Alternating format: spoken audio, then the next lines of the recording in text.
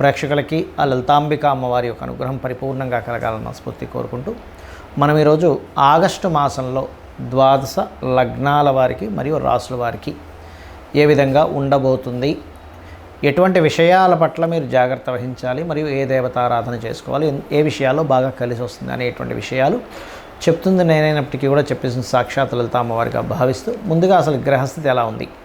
మనకి శని బుధుడు ఇద్దరు వక్రించి ఉన్నారు. ఈ యొక్క బుధుడు ఆగస్టు 11కి వక్రత్యాగం అయిపోతుంది, కానీ శని మాత్రం ఇంకో 4.5 నెలలు వక్రగతిలోనే ఉంటారు, 4 నెలల పాటు.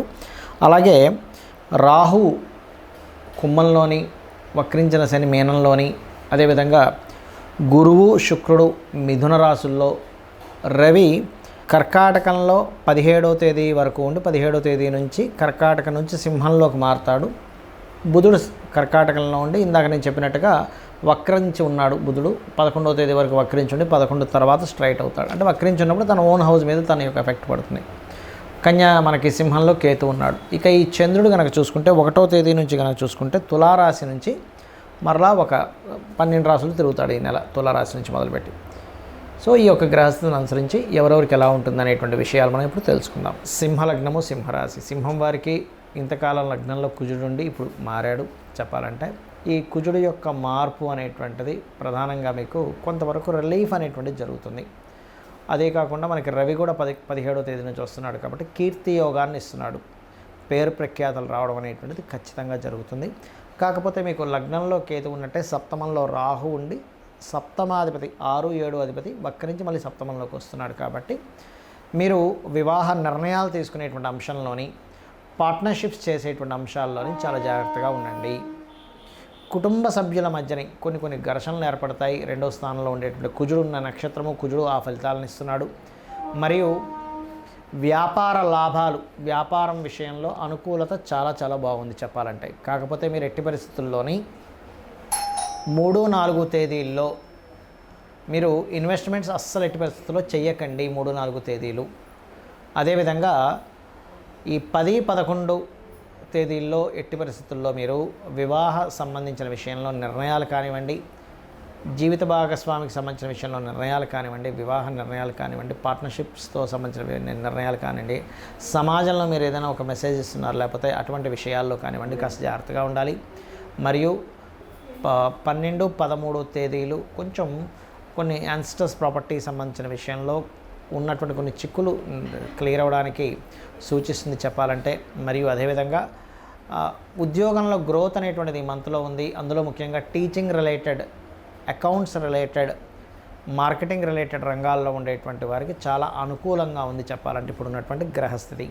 కాకపోతే మీకు లగ్నంలో కేతు ఉన్నందుకు కాస్త గణపతిని ఎక్కువగా ఆరాధించండి, దత్తాత్రేయుడిని, అమ్మవారిని కూడా ఆరాధించండి.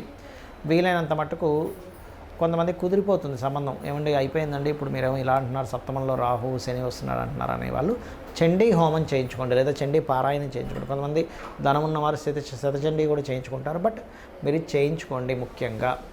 మరియు దీంతోపాటు ప్రధానంగా మీరు చేయవలసినటువంటి ముఖ్యమైన అంశము, ఉదయం నిద్రలేచిన వెంటనే ఆ యొక్క గణపతిని కాసేపు కూర్చొని ధ్యానం చేయండి. తద్వారా లగ్నంలో కేతు సంచారం వల్ల అనీజీనెస్, అనవసరంగా ఉండేటువంటి కొన్ని వైరాగ్యాలు ఇటువంటివి క్లియర్ అవుతాయి. ఎందుకంటే రవి తల భాగానికి, ఈ బాడీ పార్ట్లో కొంత కుడి కన్నుకి ఇలా చెప్తూ ఉంటారు, వాటి కారకుడు కాబట్టి అటువంటివి ఏవైనా అనారోగ్య సమస్యలు ఉన్నా కూడా క్లియర్ అవ్వడం అనేటువంటిది జరుగుతుంది. జాతక చక్రాన్ని చాలామంది కేవలం గోచార ఫలితాలు మాత్రమే రూల్ చేస్తాయనుకుంటారు. గోచార ఫలితాలు కొంతవరకు రూల్ చేస్తాయి. మిగతా నవగ్రహాలు, ఇక్కడ చాలామందికి ఏంటంటే అపోహ, ఏమంటే శనే బాధనిస్తాడు అనుకుంటారు. కాదండి, ప్రతి గ్రహము కూడా మనకి చక్కగా మంచి పని చేసి పెడుతుంది, ఇబ్బంది ఇస్తుంది. అంటే ఎలాగా ఇబ్బంది అంటే తన స్వయంగా తన ఇష్టం వచ్చినట్టుగా ఇవ్వడం కాదు, మన కర్మ, పూర్వజన్మలో చేసుకున్నటువంటి కర్మ ఆధారంగా ఆ యొక్క ఫలితాలు జరుగుతూ ఉంటాయి, గుర్తుపెట్టుకోండి. అయితే ఇక్కడ మీరు గమనించినట్లయితే ఈ యొక్క గ్రహాలు ఏవైతే ఉన్నాయో ప్రధానంగా మన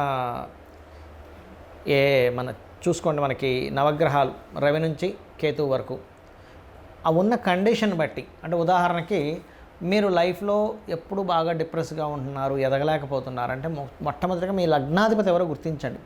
లగ్నాధిపతి ఎవరో ఆ యొక్క అధిష్టాన దేవతకి దీపారాధన చేసుకోవడము, లేకపోతే 12 లగ్నాల్లో ఏ లగ్నం అయిందో ఆ గ్రహానికి దీపారాధన చేస్తే ఖచ్చితంగా మీరు పేరు ప్రఖ్యాతులు సంపాదిస్తారు. దాంతోపాటు రవిగ్రహం ఎలా ఉందో చెక్ చేసుకోవాలి. మీకు మీరుగానే చూసేసుకోవచ్చు. ఇది మనమేమి దాని గురించి పెద్ద లక్షలు వేలు ఖర్చు పెట్టాల్సిన అవసరం లేదు. మీకు మీరుగానే నెట్లో కొడితే మీ లగ్నం ఏంటంటే డేట్ ఆఫ్ బర్త్ టైం కొడితే మీ లగ్నం వచ్చేస్తుంది. మీది పలానా లగ్నము, మీ లగ్నానికి అధిపతి దాని వస్తుంది. అంటే ఇప్పుడు మీకు తెలియదు అనుకోండి, ఉదాహరణకి మేషము అనుకోండి, మేషానికి వృశ్చికానికి కుజుడు కుజగ్రహం దగ్గర, వృషభానికి తులాకి శుక్రుడు, బుధుడు మిథునానికి కన్యకి బుధుడు, కర్కాటకానికి చంద్రుడు, సింహానికి రవి, ధనుర్మీన లగ్నాలకి గురువు, రాసైన లగ్నమైన గురువు అవుతాడు. మకరము మరియు కుంభానికి శని. దీంతోపాటు లగ్నంలో ఒకవేళ రాహు కానీ కేతు కానీ ఉంటే వాటికి కూడా చేసుకోవచ్చు. లగ్నంలో ఏదైనా గ్రహం ఉంటే ఆ గ్రహ ఆరాధన, ఆ గ్రహానికి దీపం పెట్టుకుంటే కూడా మీరు లైఫ్లో ఎదుగుతారు.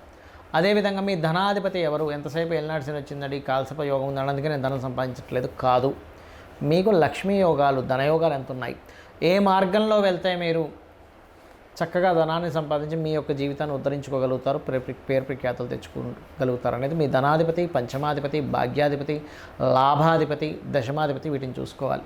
అంటే వీటిల్లో మీకు ఎలా ఉంది అంటే వ్యాపారంలో బాగుందా లేకపోతే ఉద్యోగంలో బాగుందా అని చెక్ చేసుకోవాలి. అదేవిధంగా మీరు మీ యొక్క జన్మజాతకంలో ఒక్కొక్కసారి చూడండి, అన్నదమ్ములు సహకరించారు, లేకపోతే మీరు చేసే ఏ ప్రయత్నమైనా ఫెయిల్ అవుతూ ఉంటుంది. అప్పుడు 3వ అధిపతిని అసలు మీ జన్మజాతకంలో అసలు గృహయోగం ఉందా లేదో చెక్ చేసుకోవాలి. చాలామంది తెలియక గృహయోగం లేనటువంటి వారు బలవంతంగా ఏదో స్థలాన్ని తీసుకున్నప్పుడు వాళ్ళు డౌన్ఫాల్ అవుతూ ఉంటారు.